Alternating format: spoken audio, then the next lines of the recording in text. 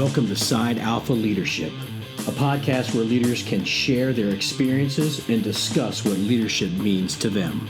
I'm your host, David Polikoff.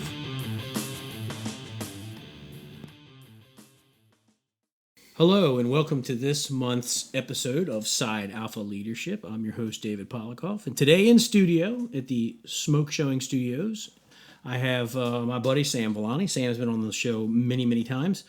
So before we get into it, Sam, say hello. Good evening. All right. So today, I wanted to talk a little bit about trust and talk a little bit about micromanagement, where the captains and lieutenants in the fire service fall in, and the expectations of those captains and lieutenants would have from their bosses.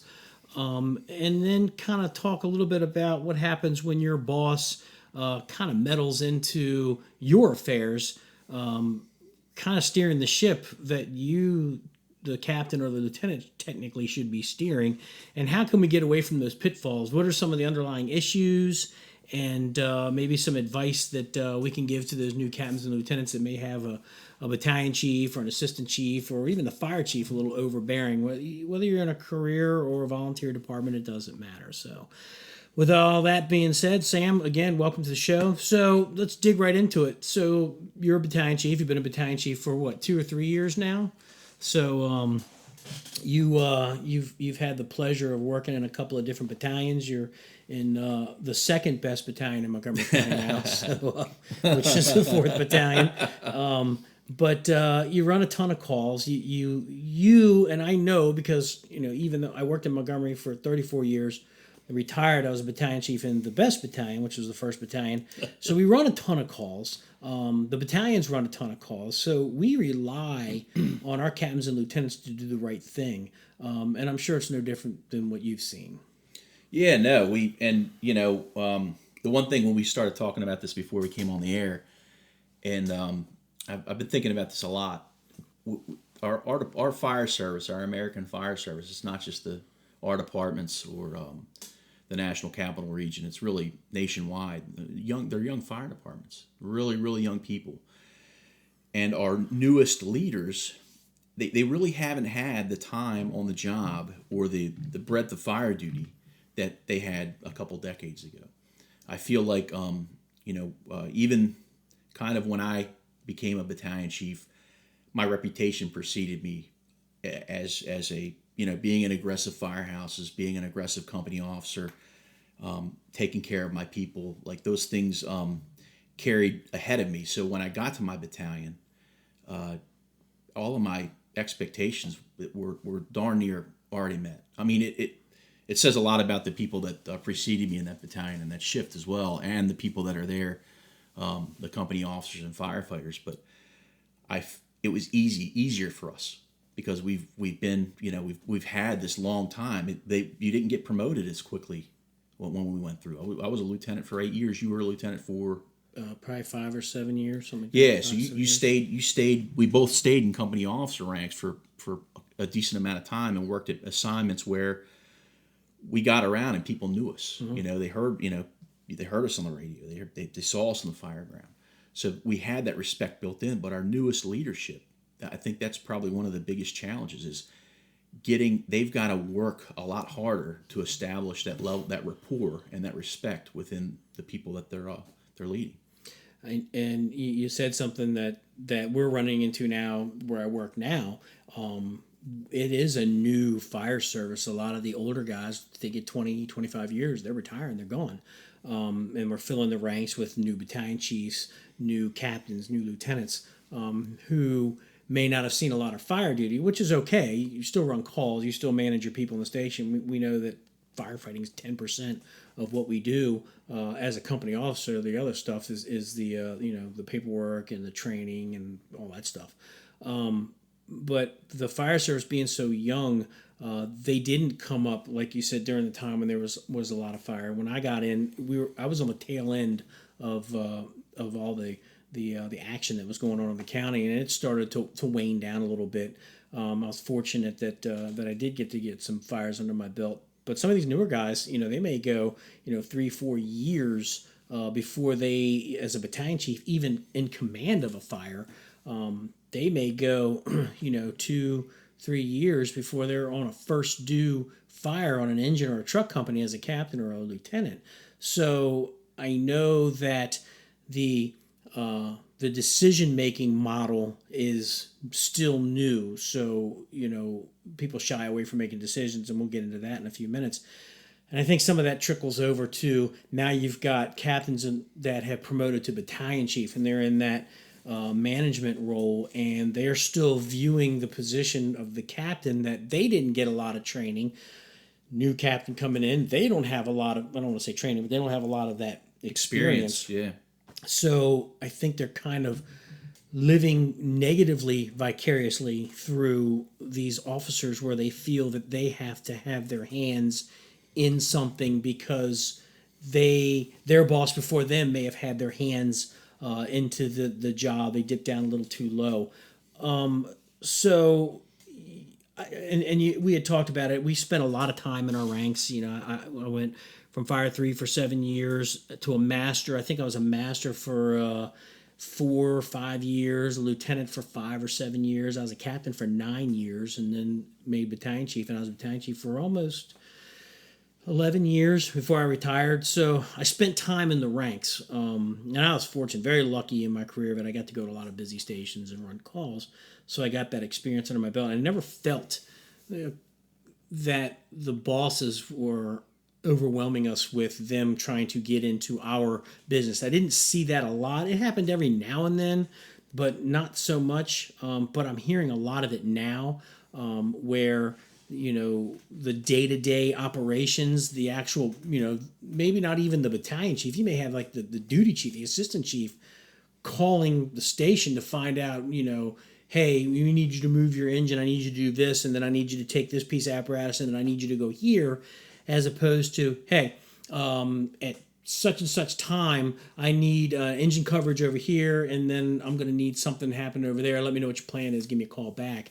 They're doing all the work for them. So you end up getting these guys in the back of their mind. They might be thinking like, well, I'll arrive on the scene and the chief will tell me what he wants me to do on a working fire. We got policies in place. And you do hear that on the radio. You hear engine so-and-so to command, you want me to go ahead and stretch a line? In the policy, it specifically says for you to do A, B, or C. And if the chief hasn't said we're deviating from that plan, then you should always kind of go with what the policy says. So what are you seeing with your new captains, and how do you... What advice would you give to the captains? I mean, I know you don't go in there and just say, I'm running your station as a battalion chief. Your expectation is they run the station. If I have to come and run your station, there's a problem. I think that's the mentality that you and I always had. So what advice would you give to these lieutenants and captains that are suffering from not being able to make a decision or to run their shifts? Yeah, definitely, with my newer company officers, and they know from day one, it's not just an open door policy. I very rarely close my door in my office. Matter of fact, I think once since I've been there, I've had to close it for a conversation. But they also know my phone's on 24/7, on or off duty. They can text me, they can call me, they can email me, and reach out. And I try to, if I have somebody that's struggling a little bit, try to informally get them with somebody that's strong to kind of help them a little bit. And it's definitely worked. You pair the best thing is pairing a veteran officer with a junior officer, if you can do that, or a veteran officer on a junior shift. You take a shift with very young firefighters, very young drivers, technicians, master firefighters, whatever you want to call them, and maybe even a very young lieutenant, somebody that's got like 6 years on the job. You put a veteran captain in there, and then they've got a shining example of how to do it, and that's the hope, right? The hope is that we're training our replacements, and a lot of that is organic in our assignments and where we end up and that kind of stuff. And some of it's intentional.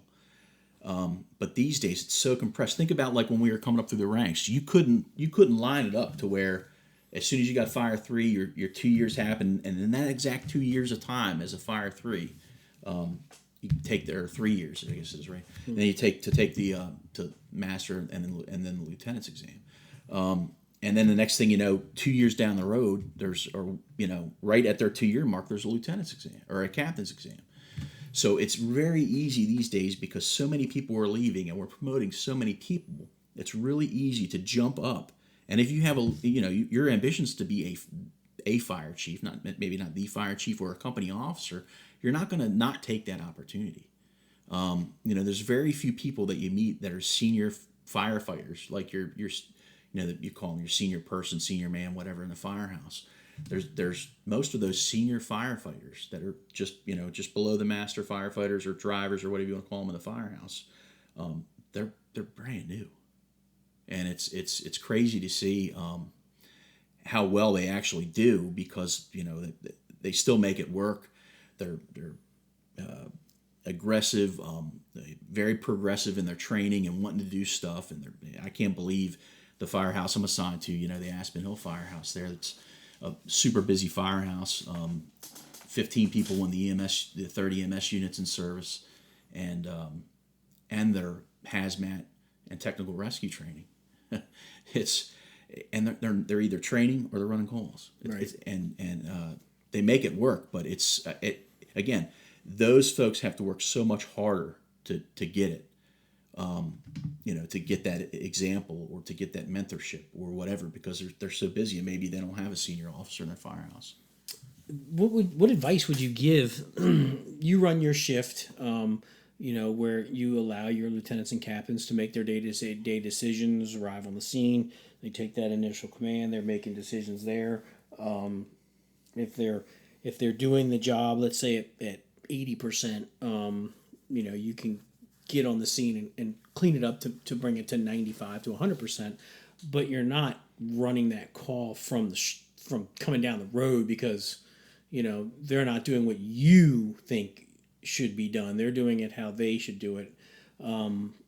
What advice would you give to a captain or lieutenant who came to you and saying, hey, look, on this shift at this battalion, I'm trying to run my shift, but every day the battalion chief's calling me and telling me this is what he wants done at my level. Instead of telling me what he needs done, he's telling me what needs to be done, and then he's telling me how to do it.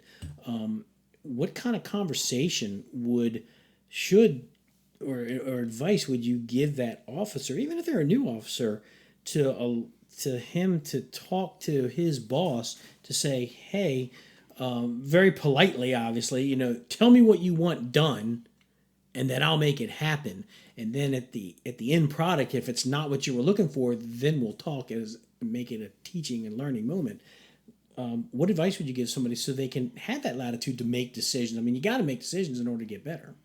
Yeah, no, this is good. I just had this it's kind of like kids in line. My 4-year-old, she'll tell fibs, she's not like a pathological liar or anything. She's a 4-year-old. But she'll lie, and the lesson I try to talk to her about, and some of it clicks, is it's so much easier to tell the truth. If you just told the truth right away, all this other stuff from not telling the truth wouldn't happen. And it's kind of the same way with this type of scenario. You've got to get ahead of it right away, right? So as soon as it becomes something that you think about, you're going down the road to work in the morning, you're like, shit, that kind of thing. It's time to say, hey, can we talk? And if you're intimidated by the battalion, not intimidated like I'm afraid of this person, but you're nervous to have the conversation, bring another officer in and just say, hey, we just wanted to talk to you. Like, we feel like we're meeting the expectations of the organization, your expectations, but we need breathing room. We need to be able to develop our personnel, and that's such a challenge these days as being an all hazards fire department. You're so busy with everything else that we have that the citizen expects of us. How do you get that time to develop your personnel? So if you're being bogged down by the person above you, you got to get you. And it's as hard as it is. It's like pulling the tooth. You've got to have it. Don't let it build up. Don't let it fester. You know what happens when it does that? You build up a lot of animosity. You start negative comments, that kind of stuff. And the next thing you know, you're in this. Your battalion chief probably didn't even realize it, but you hate this person. This person is completely screwing up your development of your personnel. You've got to go to them and say, listen, we've got this. Please just let us, if we start to screw up, okay, I get that. But let us perform, let us show you we got it. And give me time to develop my personnel. I agree 100% with what you said. I think it, is it come down as a trust issue. And if it's a trust issue, what happened to that made that battalion chief or assistant chief or fire chief not trust his subordinate, his officers, his line officers? Something had to happen. So I think you're right. The line of communication has to be open, respectfully. Invite them down for dinner, have a dinner when it's all said and done. Hey, can I talk to you in the office? I want to bring something to your attention. I think if you approach it to along the lines of, hey, chief, first and foremost, apparently I did something to displace your trust in me, and I don't know what it was, but let's talk about it and find out. And what I think you might find out is that the chief will be like, what are you talking about? And I say, well, this is kind of what I'm feeling. Exactly. I'm a lieutenant, and I'm a new lieutenant, and I respect the information that you give me. It's the only way I can learn, from my bosses. But I don't feel like you trust me to make decisions. And if I did something to displace that trust or whatever, I want to get it out in the open now so I can make sure that I don't step on that landmine again. Yeah. And like I said, I think you'll find that the chief will be like, not even realizing that they're doing it. It might be just their personality. And then that line officer can steer that conversation as, I really want to learn how to make good, sound decisions. And sometimes I'm not going to make the best decisions. And that's where I would rely on you to pull me aside and say, tell me what you did, walk me through it, and maybe next time we'll do this. But allowing me to make those decisions. If you were to just call up and say, Lieutenant, this is what I need done today. Call me back and let me know what your plan is. Dude, I'll deliver that all day long. As opposed to, this is what we need to do today, and this is what I want. This is how I want you to do it.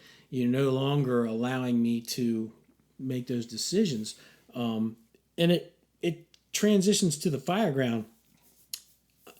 I know I wouldn't, and I know you wouldn't. You arrive on the scene as a chief and you take command, and you're not going to call the engine and say, I need you to get a line to the second floor, and when you get up there, I need you to open up, and I don't want you to use a fog pattern. Make sure you're using a straight stream, counterclockwise, knock the room down, and then you can go in and move in and knock the fire. Do a quick search of that room, check for extension, and then, start working on ventilation. A chief's not going to say that. There may be some chiefs out there who would do that, but man, I would hope not. It's more of, engine so-and-so, I need you to go to second floor and get a line on the fire. You're going to be Division 2 supervisor. That's all that should be said, So the same communication, the same way that fire ground is run has to be run in that firehouse. And I know there's people that are listening to the podcast that are like, oh, I got a boss that's just like that. So I think that if we can give them the tools that we would use to help that that lieutenant or that captain talk to their battalion chief, the better. And like you said, they may not even know they're doing it. They may be insecure in their position because maybe they're new as a battalion chief and they don't want to look bad in their boss's eyes.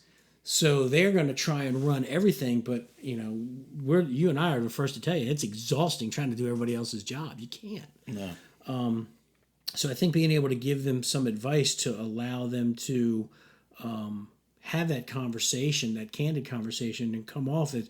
Apparently, I did something wrong. Let me know what I did so I can fix it. And like you said, I think that chief would probably be like, I didn't even realize I was doing that. I trust you 100%. Allow me to, to prove that to you. Yeah, and I think also some of that is driven from, again, most of our new battalion chiefs are coming from busy spots.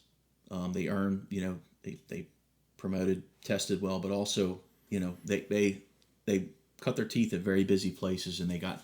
In the time they were in their rank, they got a lot of experience. They got, comparatively speaking. And so they're they're coming to you. What was my point here?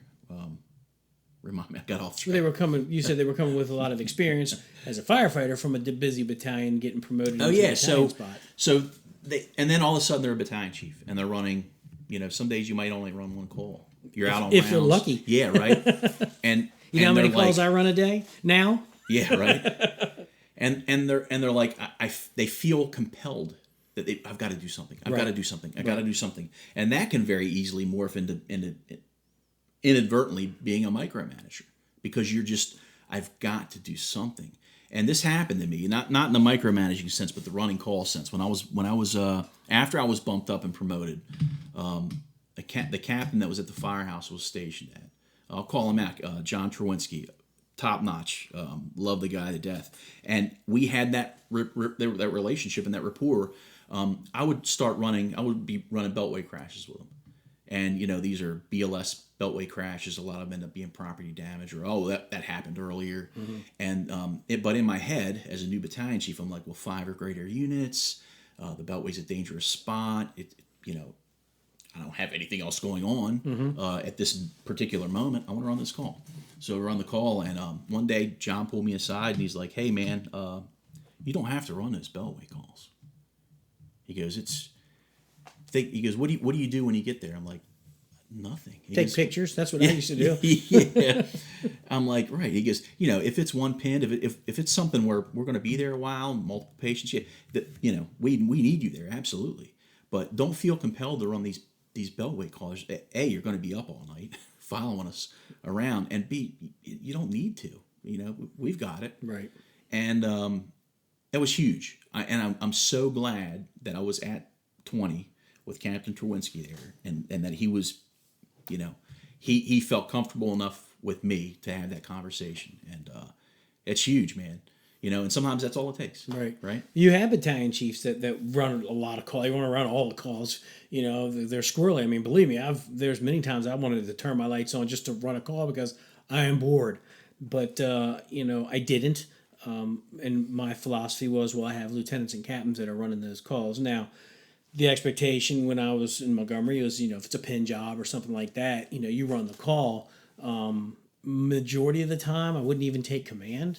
It's a pop in the door, or even if it's an extensive, if there's multiple patients, that would be something. But I didn't feel the need to have to run that call. So, there were days that I didn't run any calls. But what I found was there are chiefs out there that want to run these calls, just the petty calls, the small calls, just to get out. I mean, it's okay every now and then so you can watch your guys work, as long as you're not getting in the way and they understand that, hey, business as usual. I'm not here to take over. I'm here to watch you guys work, or, hey, I was in the neighborhood or something like that. But, having the captain being able to have the sense, or even to be, brave enough or whatever you want to say, hey, Sam, you don't have to run these calls. And that was him politely saying, like, you don't have to run those calls. You're going to be up all night, as to, hey, we got this. We'll call you if we need you, type of thing.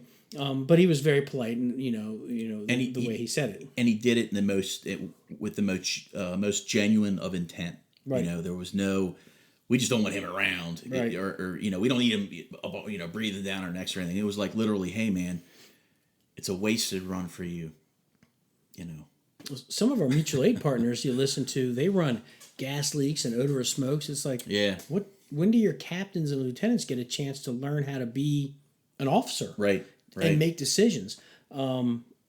So I guess the advice we can give is, to you captains and lieutenants, the tens and tens of listeners that are listening to this, talk to your chiefs. If you feel you're being smothered or micromanaged or whatever buzzword you want to use, talk to them and come from a place of humility of, Chief, apparently maybe I've done something to displace your trust.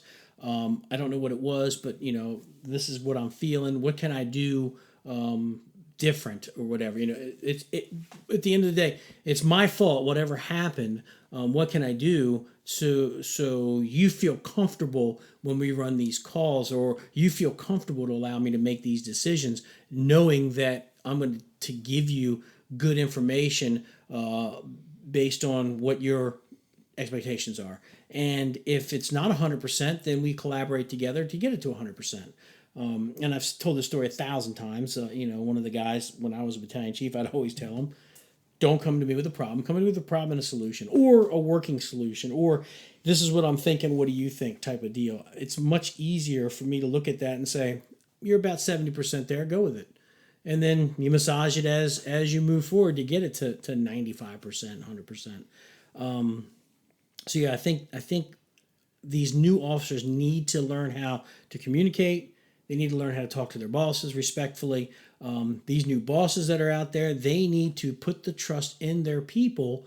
And if they aren't delivering to your expectations, then you sit down with them and have a conversation, make sure they understand the expectations, and help them to overcome whatever deficiency there is.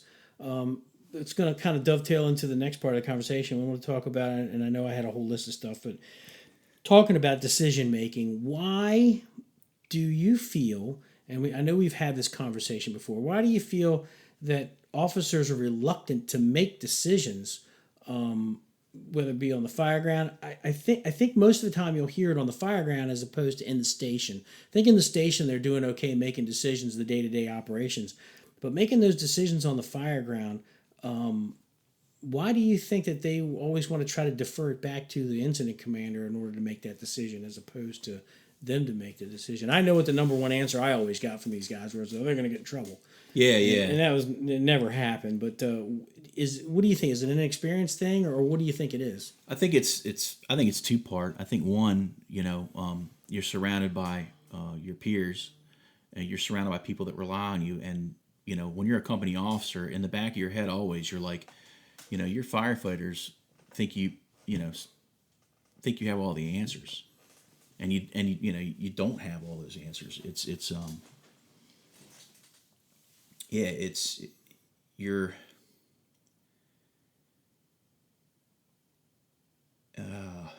I've lost it again. Yeah, I mean, I hear what you're saying.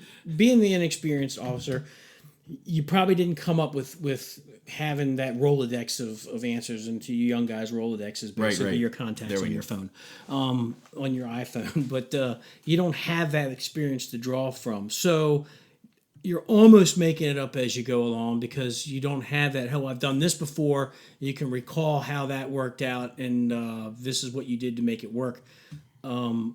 So then they're kind of reluctant to make that decision, because then they're afraid that they're going to get in trouble. And I always bring it back, well, who's getting in trouble? When was the last time you heard somebody get in trouble? Go ahead. That's right. Yeah. So the light bulb went off. Yeah. It's the two-part thing. It's that you're worried about your peers. You're worried that, if you don't make the right decision, they're going to judge you on it. That's always in the back of your head, especially when you're new, because you want to do the best. Right. You studied hard to get promoted. You want to be promoted, that kind of thing. But the other part of it is truly it's experience. Some of it is, how many times have you run? Let's say you pull into the block, the hydrant on your map is not where the hydrant that you end up having to hit is, and it affects you tactically. If something happens, you have to stop short, you have to pull short, hand jack back, you end up having to split and go around the corner, whatever. If you've done that 100 times, or 200 times, or 1,000 times, your solution is going to be split second. If this is the second time this has ever happened to you, and the first time it happened was in your promotional exam, you're going to be a little pensive. And the good thing is sometimes your driver might have, I loved bouncing stuff off of my guys when I was a captain and lieutenant, because I definitely didn't have all the answers. And I would always get really good feedback, and a lot of it I'd be like, yeah, we're doing that, let's go. That kind of thing. I entrusted that I got 3 other thinking, learning, and, in some instances, experienced or very experienced firefighters on that piece of apparatus that I can draw from. But when you're the lieutenant, again, you're like, well, I don't want them to think I don't know, so maybe I'm not going to ask him. Where your veteran officer, the expectation in your company is, look, the captain trusts us enough that we know this area well enough that if we pull up in the middle of the night and he's still rubbing his eyes and he looks up and he's like, where's the B stairwell, or Silver Spring Tower or Twin Towers? You get the wrong. What's the odds or what's the evens? You Right. pull up, and those guys are like even, that kind of stuff, right? You get into the wrong number. You're in the wrong building. Right. So I truly think it's two parts. It's that you're afraid to you're afraid to mess up. You're afraid to be judged by your peers because it's so new to you. But then also you don't have that, like you said, the Rolodex. You don't have that Rolodex of calls to splits. You're able to recall in a split second and be like, oh crap, we did this before and this worked. So I think there's two things that I wanted to bring up with what you just said. The first one was, if you do something wrong, my peers are going to judge me. The easiest way to put that fire out is to admit that you were wrong right away. Don't lie about it. Just say, I fucked up. yeah, Own it. Yeah, I own it 100%. And then nobody can say like, oh, you messed up. So yeah, I already said that. You're taking the wind out of the sails. But if you try to make excuses and say, well, the light was in my eyes and, the refraction of the sun with the swamp gas and, that is not going to play out. But if you just say like, man, I screwed up 100%. Next time I'm not going to do that. I appreciate you guys having my back. You've taken the wind out of the sails. It's not going to go anywhere. Now they may rib you over it, but that's just firehouse stuff. Sure. So you always own up to your mistake. Own it and then learn from it from there. And then you take it even a step further. You go back and say, hey guys, I did this on this fire. I screwed up. This is what I'm going to do in the future. Learn from what I did. So when you run this call, now you've got something to add to your Rolodex. Don't do what I did. Do this instead. The other thing is don't be afraid to make a decision. When you arrive on the scene, and there's decisions that have to be made, don't bounce it to the chief. Make that decision. And then we'll clean it up if it needs to be cleaned up. So those are the two biggest things is if you screw up, fess up to it, keep it as a learning moment or a teaching moment, and don't be afraid to make those decisions. You can, and that's the only way you're going to get better. That's the only way you're going to get a little more comfortable making decisions. And then ask for that feedback. You can go to, with your hot wash or whatever, you can do that. Then you can go to the battalion chief and say, hey, is there any place that I could have improved on this? Every fire is a learning fire. What did you hear? What did I do wrong? And I have people do that all the time. We just had a fire in the city. And they asked, I got there, they hit the second alarm, but I was already coming down the road. Of course, I'm 30 minutes away. Then I get there and, the fire, they did what they did. And the command team was working really well and was all said and done and said, hey, is there anything that you could add to that? Anything that I could have done to improve? I said, no. I said, you all sounded good to me. Of course, the first thing I said, stop screaming on the radio. I didn't scream on the radio. Now, that's the typical. They actually did really well on that particular incident. They had it under control. They were working really well as a team, and I just kind of sat back and drank my little bottle of water. But always ask for that feedback and then learn from it. So don't be afraid. Don't be afraid to make decisions. If you screw up, it's okay. And the last thing I wanted to say is it's okay not to know something. I know I've said that 1,000 times on these podcasts. It's okay not to know everything because you can. There's things that that you forgot. When you're coming with policies and stuff like that, you've got so much stuff going through your head, you cannot possibly remember everything. So it's okay not to know something. And when you don't know something, admit it. I don't know. Because the moment you try to fake it, they're going to call you out on it. And then you lose that credibility. Yeah. Yeah. Fake it till you make it's only good in Hollywood. Right. Exactly. If you're in a big orchestra, you can pretend like you're playing the trombone or the trumpet or whatever. But, when you're if you don't know something, it's okay. Yeah. And that's where your senior guy comes into play. I mean, my driver when I was 23 was Chuck Early. And Chuck had been around forever. And Chuck and I volunteered together. And he ended up being my driver when I was a captain. And I would tell him, I said, Chuck, when we get up here, we take a left. He goes, nah, fuck you, David. We're not doing that. We're going to come in this way. And we're going to hit the hydrant on this side or the hydrant on the corner. It's going to make us easier because the tower's going to come this way, you dummy. And but Chuck and I had that relationship. We've known each other for a long time. And I trusted Chuck 100%. And we would laugh about it. And he would always be right because he knew that area. He was the senior guy. He was the master, but he was the senior guy. And that's where you as an officer, a new officer, rely on your senior guys. Unfortunately, your senior guy may only have 5 years on the job. Yeah. So hope that senior guy has been studying that position or in that station, for a while.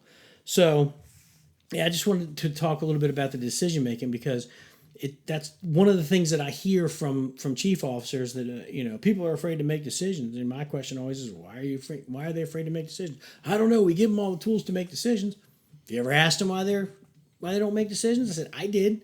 The number one answer was they're afraid they're going to get in trouble. And, once you expose them, and nobody's getting in trouble. I would be more mad if you don't make a decision and I've got to do it, because now I'm doing your job and I'm trying to do my job, and I can't do that. So, when you and I teach that the command class, we talk about strategies and tactics. I take care of the strategy, and then you take care of the tactics. Here's what I need to have. This is what I need to have happen. Go do it. Go figure it out, and then call me back. Let me know if you need anything. Right. And I think if you can have that relationship with the chief officers and the line officers, I think it would make it a lot better. I mean, you're still going to have these officers dipping their hands into trying to do everything. You have chief officers out there that are constantly looking for problems so they can solve the problems, because they want to look good in their boss's eyes. And I don't know how you overcome that. We've had people like that in the fire service. Most people, they get exposed for what they are. But you're just gonna have to figure out how to deal with that. A lot of that comes down to communication, having a conversation. So when I want to talk a little bit about communication, which is always one of the big things. You read any NIOSH report, it's always going to come down. There was a communication issue of some sort, whether it was failure to follow the policy, failure to to relay the information back, whatever. There's always a communication issue, whether it be in the station, whether it be chief to captain. What kind of stuff do you do as a battalion chief? When you brief your guys in the morning, what do you talk about? What do you tell them? I know you started off with your expectations when you were when you started off as the battalion chief, and then how does that morph to your daily communications with your guys? I try to, we all have people we have battalion chiefs we liked, or that we had a special bond with. Certainly the two that I have, Chief Calvin Thomas, who recently retired, is one of my big mentors, and Chief Mark Davis, who, I basically, a lot of the stuff that he did as my battalion chief when I was a captain are things that I do. I know they don't need to see me every shift, so I step my rounds, so I'm not seeing people every shift. Right. And then I also I send out usually I'll send out just kind of like the generic lineup. Here's what we're doing today. Here's what the county's doing today. Here's some things I need you to do, whatever. And then I'll follow up with other things, like most recently the report that was published. I sent that out in a separate email. I said, hey, look, these are written for us. These are written for us to learn from. These are written for us. They're every one of these we should be reading, and especially the ones that are near and dear to our heart. So I just put that in an email, and I would, I was doing some a daily tactics type thing for a little while. I'll change it up because I don't want to get. I'll even change up my generic lineup, even if it's I'll change the font, color, position of things, and change things around. Because I remember looking at lineups and seeing the same thing, and your eyes just kind of blur out, and or you look at your email inbox and it's okay, I know what this is. I know this is good stuff. I don't have time for this right now. I'll see it later. And then 20 emails later, you forget about it. It's way down. Yeah, it's not in your purview. So I try to change it up a little bit. I like, Chief Blinkhorn down in the 2nd Battalion there on B shift in Montgomery County. He sends out a daily thing, and he actually shared it with me. So I saw him come up, and I actually used some of his stuff too, because his stuff's very good. And I think a lot of battalion chiefs do some order of it. Some they might have it in the lineup, but I'll try to give them extra something, and maybe it's not a lot of it's not directly related to our department. Right now, everybody's studying for promotion, so questions and policies and everything else are bouncing around the firehouse. Everybody's learning. It's a net benefit. the way everybody's preparing is pretty cool. At least in my battalion that I've seen. I mean, there's a lot of people that are using it as a relearning tool too. Even the company officers, what a great way to relearn something than to help your future leader of the department that's studying for promotion, help them prepare.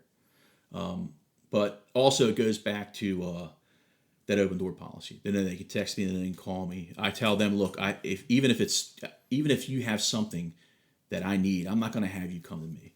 The only time you're coming to me is when we got to have a talk. Otherwise, I'll come to you. You're busy enough. You're running your firehouse. You're running calls.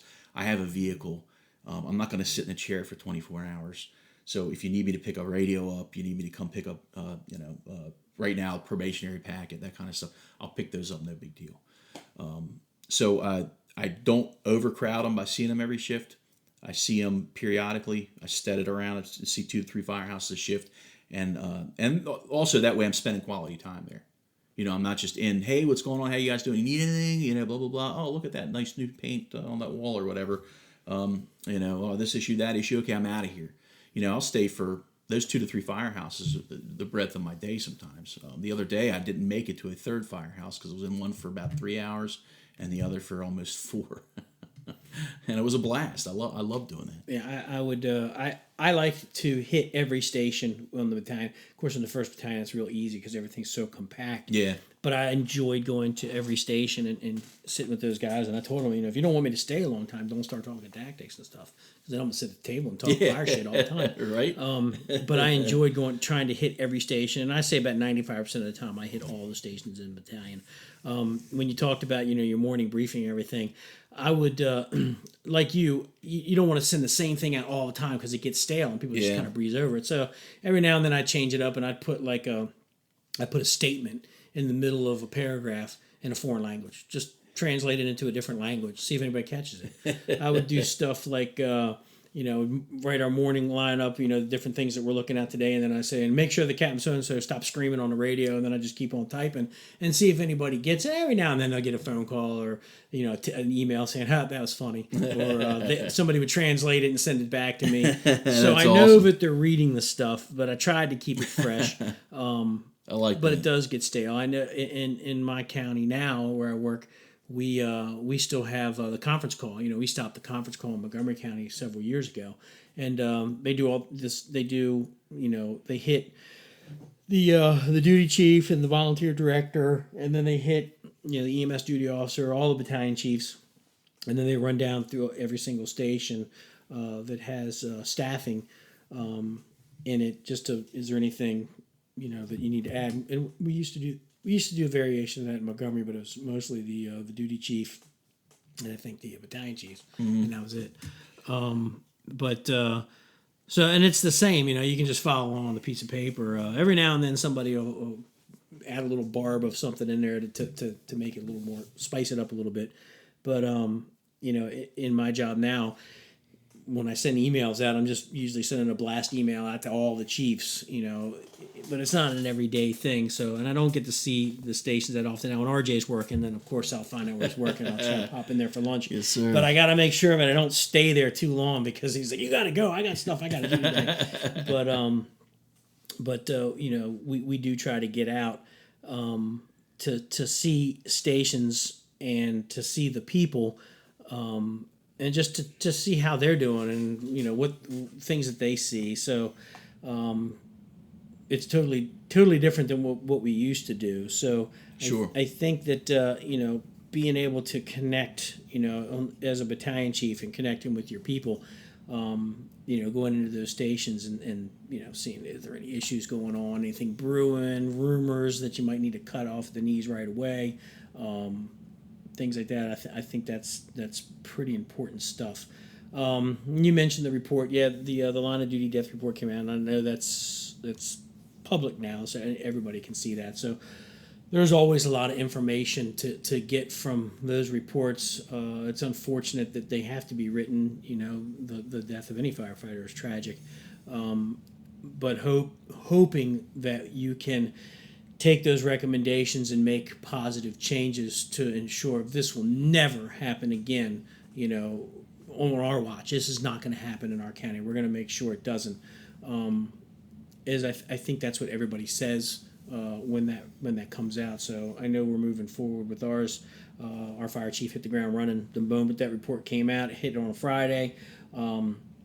By the Monday, we had already had a meeting with senior staff, and we hit the ground running. So we've got our groups together, and we're working on massaging policies and stuff like that. We're hiring some civilian positions to fill some slots. But, so, a lot of these relationships that you have, battalion chief, captain, lieutenant, even your duty chief, your assistant chief to battalion chief, you got to let these guys work. You got to give them the latitude to make decisions. You got to give them the latitude to make mistakes so they can learn from them. Obviously we don't want to have anything that's a fatal mistake or somebody get injured, but to be able to, their best intention was to do this, wasn't the best decision made, so let's talk about it. Let's make it a learning moment, a teaching moment, like I said, and then they're not going to be so reluctant to make a mistake the next time. Now, Right. What I've told my guys, if you make a mistake, no big deal. We'll figure it out and we'll move from there. I said, if you keep making the same mistake, I'm going to hit you in the head. There's something wrong with you. But it's okay to make mistakes because Sure. that's how you learn.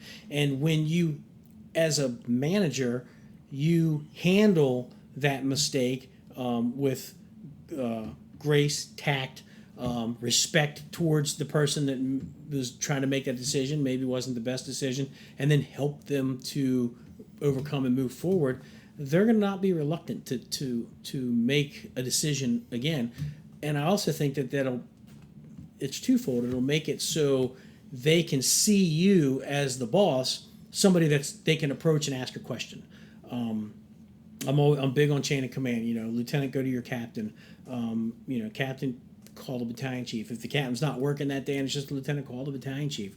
Like you said, phone's on 24/7. Your door's always open, whatever you want to say. But allowing them to feel comfortable coming and asking questions. Yeah. So. Yeah. It's important. And it just, again, it goes back to, and another thing, I think that's huge is if you be your true self, you get promoted, you don't have to change who you are. The reason you got promoted is because of who you are. Right. Right. So, it's one of those things where the fire chief looks, I'm sure looks, very closely. I'm making these, from this captain and this battalion chief, this is a big move. It's literally like quitting one job and starting the other in many senses. Right. And,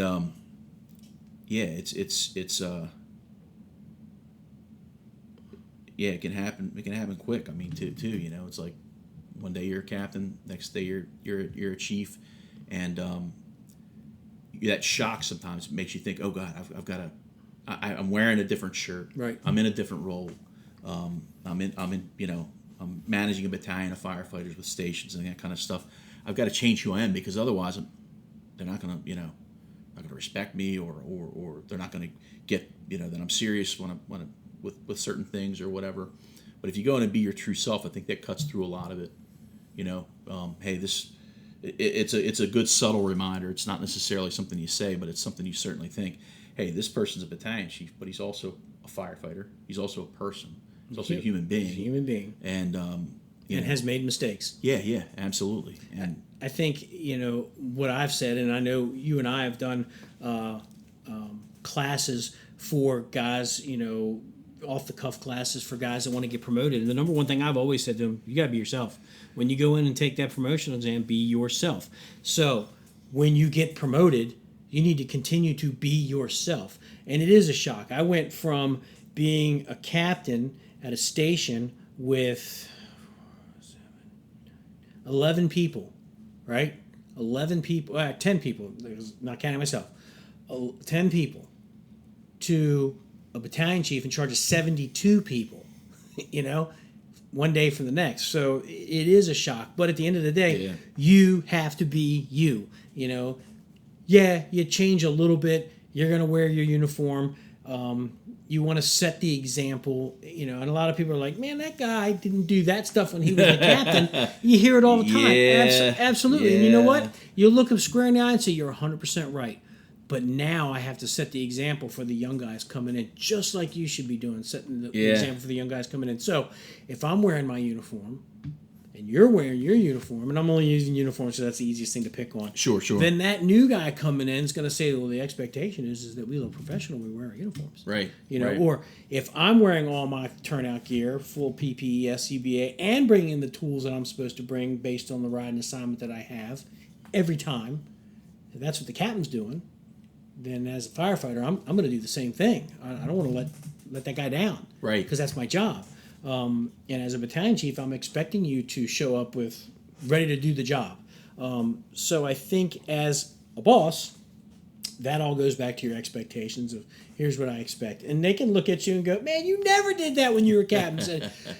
You were 100% right, but it's a whole different job for me now. And not trying to be, this fake guy, I'm being 100% honest with you. What I did then was not 100% right. What I'm doing now, I'm not going to do 100% the right thing. That's what I'm striving for. But you got to meet me there. It's like you need to set the example as a captain for your guys. I need to set the example for my officers. Sure. And that's what my bosses are expecting. And it all goes back to what you allow to slide under your command is the norm. Yeah. And, when you start cutting corners, when you start, like I've done this job for 15 years. I checked the apparatus out. I've been doing it the same way for 15 years. I know the saws got checked out yesterday. They didn't run any calls. I don't need to check the saws out today. That transitions into the saw started the other day, and next thing you know, you're not checking your saws. Next thing you know, you're not checking the SCBA. Hey, we didn't run any calls yesterday. The SCBA is fine. Are you taking that captain's word for it, or are you going to go and check your gear? If you start cutting those corners, you're allowing that stuff to slide. People are watching you. Oh, yeah. They are watching, especially the young guys. They're watching to see what you're doing. Yeah. And if you cut corners, then they're going to cut corners. Yeah. Now, hopefully, if you're a captain or a lieutenant that's cutting corners, these young guys are looking and saying, I'm not going to be like that. I was fortunate enough that I had bad officers that I worked for. And I learned from those guys of not to be that, Don't do that. Don't talk on the radio that way. Don't neglect checking your gear. I used to take pictures, and I think I would send them to you every shift. I know I sent them to you and Steve Mann. I'd take pictures. I open up the battalion vehicle to put my gear in, and that battalion chief's gear was still in the bag, zipped up.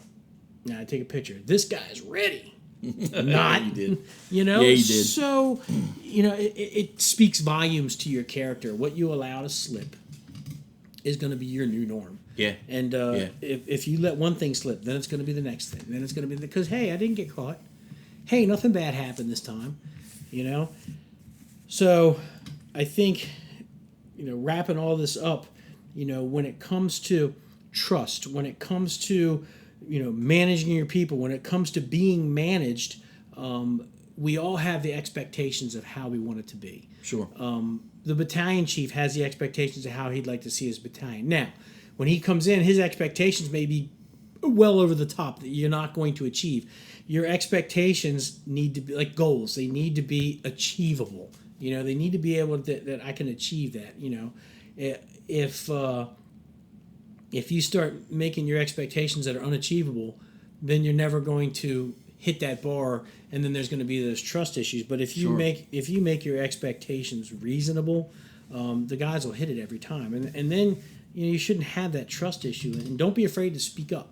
Right. Talk to your boss. Got to do it. Absolutely. So like I said, to recap,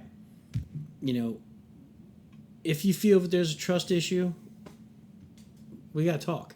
We got to communicate. If we feel that there's micromanagement going on, we got to talk. We got to find out what happened. Something's going on. It may be left over from the captain that was there before you. Now you're riding this guy's shadow. Maybe he was terrible, or maybe, how I used to say in my former life, maybe that guy sucked. But, yeah, he did. And now you got to follow that. So those are the things that you need to overcome. But the biggest thing is as a boss, be approachable. Yeah, you gotta be approachable for sure. So, so we got about 5 minutes left. So some cool news. Obviously, going back to FDIC, teaching the same class again. I'm looking forward to that. I know you're kind of in the breeze. You haven't talked to the wife yet, or maybe you talked to the wife. I get it. I hope you can come out. If not, we've got some standby. RJ said that he would come out for a day or two. I'm still holding that hope because I think we were a good team when we put that together. Oh, indeed we are. And we go out there. Man, I really enjoy it. We go out there and see people that we haven't seen for a while. But with Capital Fire, we got a lot of stuff coming up, man. RJ is crushing us, man, with the amount of. And that's good that we're busy, but we brought on a lot of good new instructors. I mean, we were the same 8 instructors since 2009, so he's brought in a handful of good people. So it's not falling on our laps anymore. Yeah, it's especially with my raising these young kids. It's kind of taking me out of being able to travel as much. But maybe one day I'll get back there. But it's nice to still be a part of it, and it's nice to support you as more of a cheerleader than and also the kind of the last minute stuff. It's nice the local stuff and last minute stuff. Sometimes I'm able to jump in and help, and I really enjoy being able to still do that with Capital and still be a part of it. We've been there since the get, man. Yeah, since 2009. I love it. And wearing my Capital hat right now. Yep. When we go out and we do the command under fire, you running that radio. That's a huge part of it, running the radios to allow these guys to run these simulations and talk on the radio and all that stuff. So you being the voice on the radio and you're guiding that portion of it is it's huge. So I appreciate that. And we just did our class. We went from a 4-hour class to an 8-hour class doing was it new chief fireground communication. Your class dovetails really nicely into the command under fire, and I got a lot. The people that showed up there, I got a lot of